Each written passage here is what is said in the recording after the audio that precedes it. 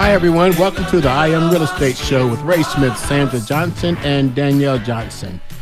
Danielle's taking a day off today. She needed a break, so we gave her the day off. And on the show today, we have Josh Arce, who is the Director of Operations for Rigo Pest Prevention. And later on this segment, on the last bit of the show, we're going to talk a little bit about Ochoa Elementary School. It's an historic accomplishment. That's called a teaser, so you hang around to the end of the show. We'll talk about that. So on the show today, we have Josh. Josh, how you doing today, sir? I'm doing great. Thanks for having me. Thanks for taking the time to come out here. And where's your dad? Hold up. First, who is your dad? My father. Some of the people who tune into the show probably have heard his voice before. His name is Rigo, the same name on the truck and on my shirt, actually. But Rigo, he is my father, and he is the owner of the company. But yesterday I spoke to him. Didn't know this in advance, but he was halfway to San Diego. So I think he's taking a little bit of a vacation. But he said, hey, you're going to fill in for me. So. Oh, we're glad to have you here. Yeah, we are. We're super glad to have you here and can't wait to hear what you bring to the table. So we were chatting a little bit before the show started, and you have kind of a background in radio. Yeah, so Raymond and I are going to just head out the door, and you got this, right?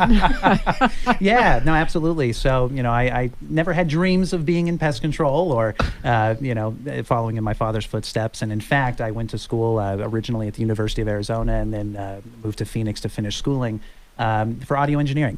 And I worked as a mastering engineer in New York City. I worked at Engine Room Audio in Manhattan for a while. Wow. And through various means, I decided, hey, I probably need to figure out a more sustainable lifestyle and income.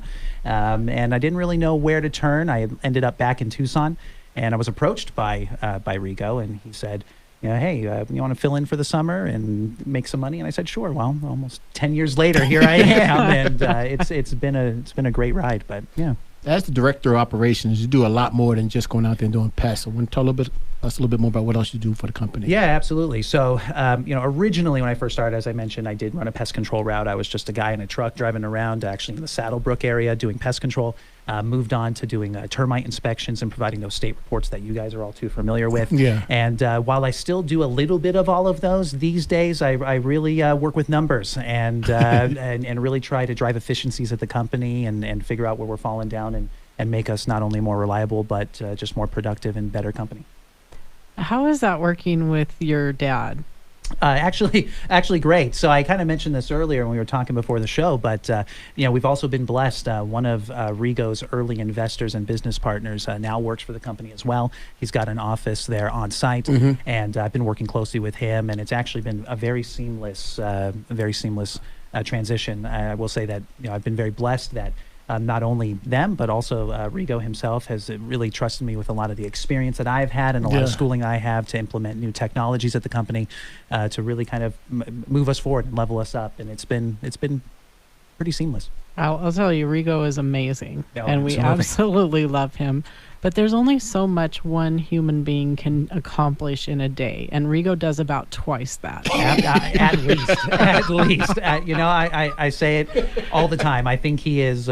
He's more youthful than I am. I think he's the youngest 55-year-old on planet Earth. I don't know how he fits it all onto his plate, but it's impressive. But I'll tell you, he's a good man, and he always follows through, keeps to his word, and I think that's one of the reasons why the name itself, Rigo, carries so much weight in this community. Absolutely. Well, you wanted to talk a little bit about the resiliency of your industry. Absolutely. This is really born from two things. And, recently I've been talking to a lot of friends of mine that work in different various industries, and really from two aspects. The first one being, of course, the global pandemic, COVID-19. And then number two, we are really a society looking down the barrel of very transformative technologies that are disrupting major sectors of the economy. Things like artificial intelligence, AI, things like that. Okay, I'm going to just pause right there because Siri can't get my text message right. Do we really want to rely on AI? That's all I'm saying. Yeah, for me, more than anything, it's probably more, I'm more concerned at how the Google Assistant isn't nearly as good as some of Google's artificial intelligence tools. I'm thinking, please, make my life better. And, it can't even understand when I'm saying, hey, Google, correctly. But no, and with that, I'll tell you from the COVID-19 standpoint, when everything hit, there was a lot of uncertainty, a lot, lockdowns, people, not going to work anymore.